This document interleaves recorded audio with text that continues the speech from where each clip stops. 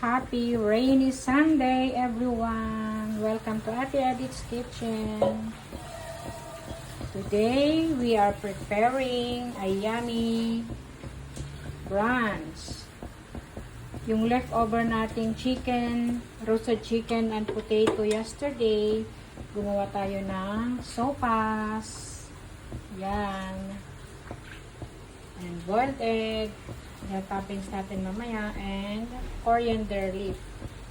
So, yan ang ating brunch. Sopas.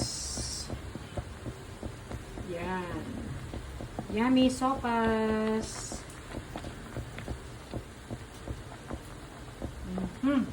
That's it. Thank you for watching.